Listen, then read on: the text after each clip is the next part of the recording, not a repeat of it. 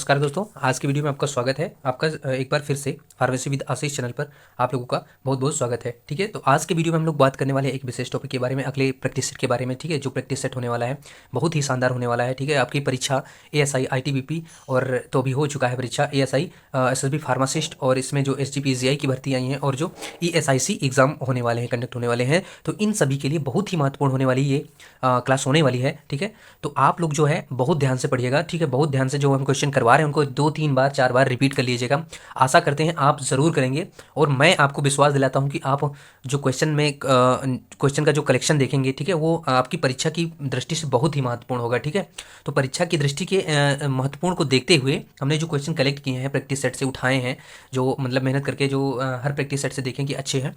ठीक है, तो आगे के जो क्वेश्चन है वो बहुत ही महत्वपूर्ण होने वाले हैं। हमारे चैनल पर विजिट करिएगा यदि आप एग्जाम को क्रैक करना चाहते हैं। तो ये चैनल जो है आपके लिए बहुत ही महत्वपूर्ण होने वाला है, जो कि 3000 समथिंग के क्वेश्चन आपको कवर करवा देगा, अगर यदि हमारे पूरे वीडियोस को आप छानेंगे तो इसमें से लगभग मैं आशा करता हूं कि आपको जो है लगभग जो है जानकारी मिल ही जाएगी। तो ऑल ओवर जो फार्मासिस्ट का सिलेबस है उससे हम जो है पूरा कवर करवाते हैं। तो चलिए आज का पहला क्वेश्चन है दोस्त, इसी बात के साथ में स्टार्ट करते हैं बिना देरी किए हुए। तो जिन लोगों से अभी निवेदन है कि जिन लोगों से मतलब जिन लोगों ने अभी चैनल को सब्सक्राइब नहीं किया है, तो प्लीज़ वो चैनल को सब्सक्राइब जाके कर लेना और वीडियो को लाइक कर देना, दोस्तों के साथ शेयर कर देना।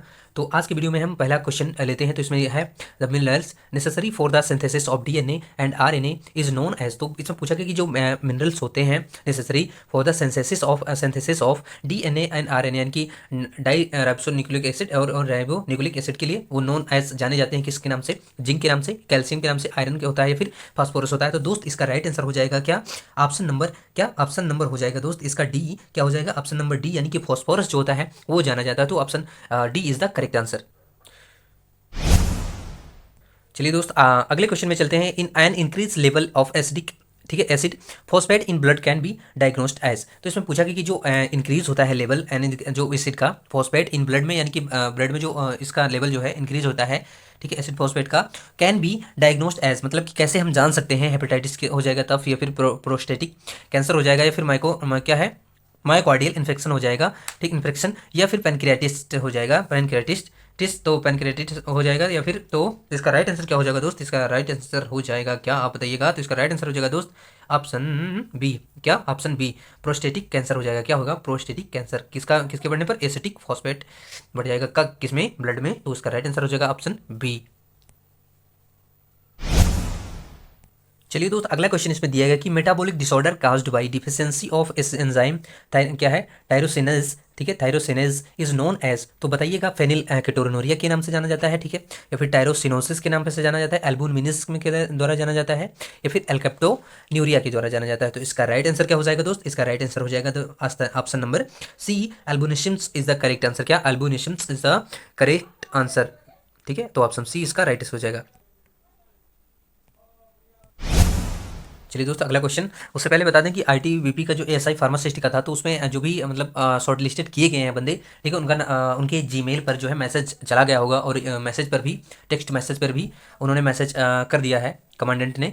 तो जिनका नाम आया है तो वो एक बार कमेंट करके जरूर बताइएगा कि हाँ मेरे पास नोटिफिकेशन आ चुका है। किसका?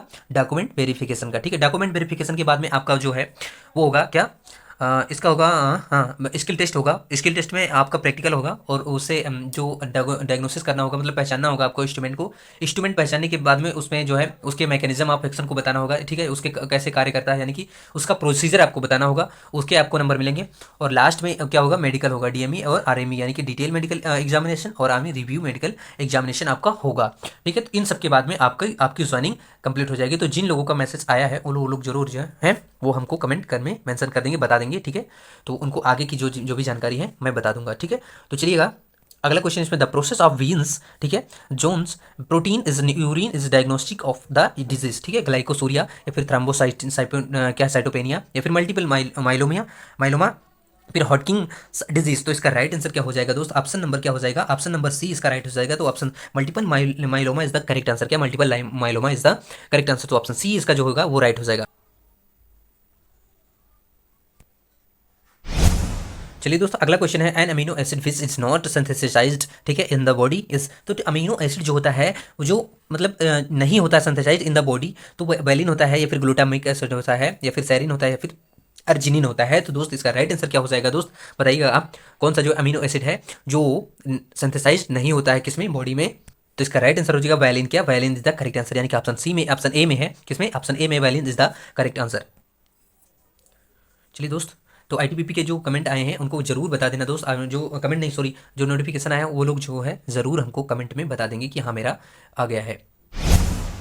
चलिए दोस्त, अगला क्वेश्चन है पायरिडोक्सिन इज नोन एज, ठीक है, pyridoxine is also known as, तो पायरिडोक्सिन जो है आल्सो नेम से, इस नाम से जाना जाता है, किस नाम से, vitamin B 2, vitamin B 1, vitamin B 6 या फिर विटामिन बी 12। तो इसका राइट आंसर क्या होगा दोस्त, ऑप्शन नंबर क्या हो जाएगा, ऑप्शन नंबर क्या होगा बताइए दोस्त, बहुत ही आसान क्वेश्चन है। पायरिडोक्सिन किस नाम से जाना जाता है, तो दोस्त पायरिडोक्सिन जो होता है विटामिन बी 6 का नाम होता है, किसका, विटामिन बी 6 का। तो ऑप्शन जो है इसका राइट हो जाएगा option C, option C is the correct answer. चलिए दोस्त, अगला क्वेश्चन इसमें total number of ATP for form, ठीक है, formed from aerobic oxidation of glucose is, ठीक है, तो बताना है टोटल नंबर जो होता है एटीपी का formed from aerobic oxidation of glucose, तो इसमें बताना है। तो इसका राइट आंसर क्या हो जाएगा, ऑप्शन दिखाते हैं आपको।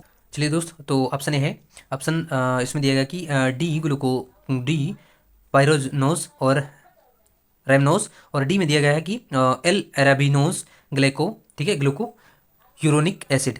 तो इसमें दोस्त ऑप्शन गलत दिए हैं, तो ये दोनों नहीं होंगे, ठीक है। तो चलिए अगले क्वेश्चन पे चलते हैं। चलिए दोस्त, तो इस क्वेश्चन में क्या बताना है, द विजुअल ऐसे क्या है, association area in the brain is located in, तो ठीक है, बताना है इसमें क्या कि एसोसिएशन जो आर इन द, हाँ, ब्रेन में जो लोकेटेड होता है, तो इसमें बताना है। तो ऑप्शन क्या है, ओसिपिटल लोब में, या फिर टेम्पोरल लोब में, या फिर फ्रंटियल लोब में, या फिर पेराइटल लोब में। तो जो विजुअल एसोसिएशन होता है, यानी कि जो विजुअल का, जिसमें देखने का जो काम होता है, ठीक है, विजुअल उसको कहते हैं। तो विजुअल जो एसोसिएशन होता है वो कहाँ पर लोकेटेड होता है, तो ऑसिपिटल में होता है दोस्त, या फिर टेम्पोरल में होता है, या फिर फ्रंटल, क्या है उसमें, फ्रंटल लोब में होता है, या फिर पेराइटल लोब में होता है। तो दोस्त इसका कहाँ पर ये प्रेजेंट होता है, ये प्रेजेंट होता है दोस्त option number B, temporal lobe जो होता है, टेम्पोरल लोब में प्रेजेंट होता है। तो option B is the correct answer. क्या, option B is the correct answer. चलिए दोस्त, इसमें बताना नेम द अल्फा क्या है, ग्लाइकोसाइडेज इनहिबिटर। तो ठीक है, इसमें बताना है क्या है, अल्फा ग्लाइकोसाइडेज इनहिबिटर बताना है।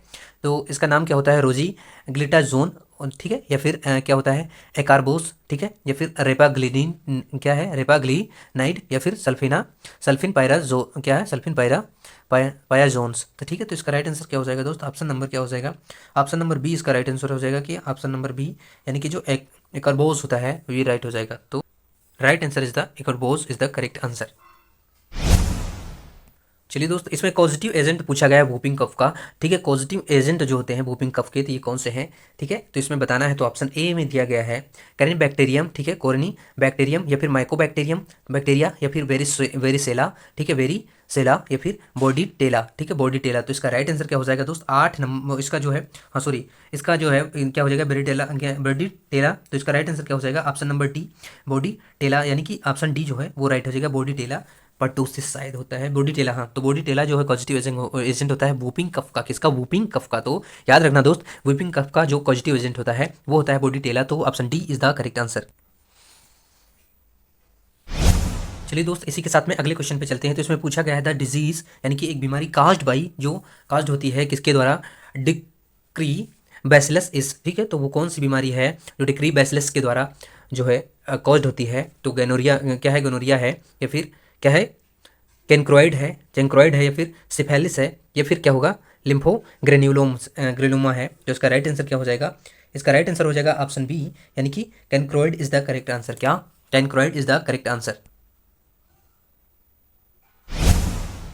ठीक है, चलिए अगले क्वेश्चन पे चलते हैं। इपिडेमियोलॉजिकल ट्राइड इज, ठीक है, इपिडेमियोलॉजिकल जो ट्राइड होता है तो वो है एजेंट, होस्ट, इन्वायरमेंट, ठीक है, वेक्टर होता है, कैरियर होता है, फिर इन्वायरमेंट में होता है, या फिर एजेंट होता है, वेक्टर होता है, या फिर इन्वायरमेंट होता है, या फिर एजेंट होता है, कैरियर होता है, ट्रीटमेंट होता है। तो इसका राइट आंसर क्या हो जाएगा, तो इसका राइट आंसर हो जाएगा ए, यानी कि एजेंट होता है, फिर होस्ट होता है, फिर इन्वायरमेंट होता है, ठीक है। तो ऑप्शन ए जो होगा ये राइट आंसर हो जाएगा। तो option A is the correct answer.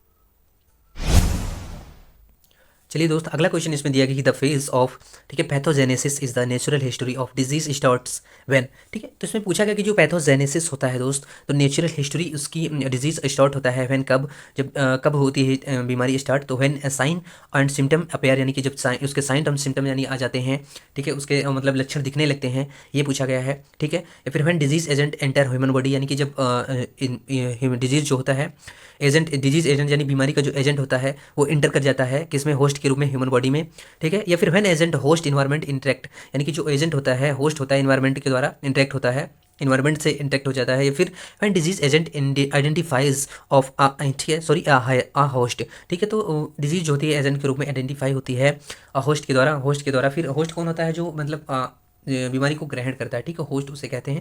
जैसे कोई बाहर आज से आकर आकर जिस पे बसेरा डाले, तो जिस पर बसेरा डालेगा वो होस्ट होता है, ठीक है। तो चलिए इसका आंसर जानेंगे। तो इसका आंसर क्या होगा, option B, which when disease agent enter human body, ठीक है। तो इसमें पूछा गया कि जो पैथोजेनेसिस का फेज होता है इन नेचुरल हिस्ट्री, तो उस क्या क्या कहलाता है, पैथोजेनेसिस का कौन सा क्रम होगा, डिजीज स्टार्ट व्हेन कब होती है, जब क्या होता है डिजीज एंटर कर जाती है, डिजीज एजेंट जो है एंटर कर जाता है ह्यूमन बॉडी में। तो बी ऑप्शन इसका राइट आंसर हो जाएगा। चलिए दोस्तों अगला क्वेश्चन इसमें पूछते हैं, प्लाज्मा हाफ लाइफ ऑफ एलजी जी एंटीबॉडी इज, ठीक है। प्लाज्मा हाफ लाइफ जो होता है एलजी, ठीक है, एलजी जी, ठीक है, एंटीबॉडी इज, तो 6 to 8 डेज होता है, या फिर 5 to 10 डेज होता है, या फिर 23 डेज होता है, या फिर 13 डेज होता है। तो इसका राइट आंसर क्या हो जाएगा दोस्त, ऑप्शन नंबर हो जाएगा इसका सी, यानी कि 23 डेज जो है ये राइट आंसर हो जाएगा। तो option C is the correct answer.